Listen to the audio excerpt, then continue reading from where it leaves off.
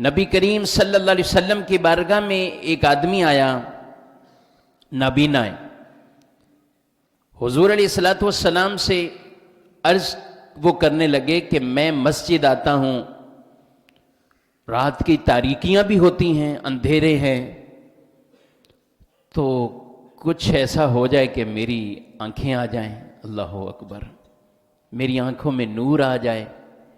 یعنی ایسی طلب، ایسی تمنا لے کر نبی پاک علیہ السلام کی بارگاہ میں وہ آدمی پہنچے۔ نبی پاک صلی اللہ علیہ وآلہ وسلم نے انہیں تعلیم ارشاد فرمائی اور ایک دعا تعلیم دی، سکھائی کہ نماز پڑھو اور نماز پڑھنے کے بعد یہ دعا مانگو، اللہم انی اسألک و اتوجہ الیک بنبیک محمد نبی الرحمہ، یا رسول اللہ انی قد توجہت بک الی ربی فی حاجتی ہذہ لتقضی لی اللہم فشفع فی۔ یہ دعا سکھائی۔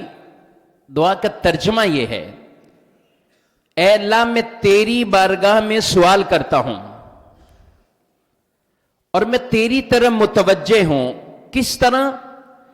تیرے نبی محمد رسول اللہ صلی اللہ علیہ وآلہ وسلم کا وسیلہ پیش کر کے تیری بارگاہ میں دعا کر رہا ہوں، تیرے نبی کا وسیلہ ہے۔ اور پھر کہ حضور نے خود تعلیم دی کہ آگے یہ پھر کہو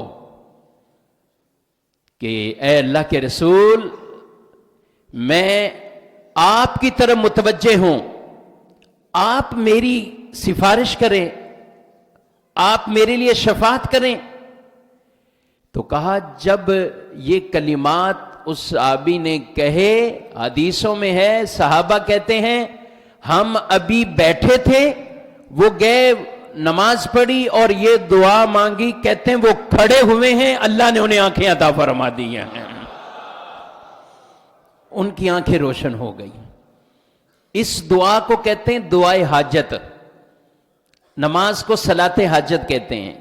کبھی پریشانیاں، حاجتیں آئیں تو ہم یہ دعائیں مانگ کر نماز بھی پڑھیں اور پھر دعا مانگیں اور اللہ کے پیاروں کا وسیلہ دیں، اللہ کے رسول کا وسیلہ دیں، حضور سے سفارش طلب کریں کہ آپ اللہ کی بارگاہ میں میری شفاعت کر دیں، آپ اللہ کی بارگاہ میں میرے لیے استغفار کر دیں، تو اللہ ضرور رحمت فرماتا ہے اور وہ حاجتیں پوری فرماتا ہے۔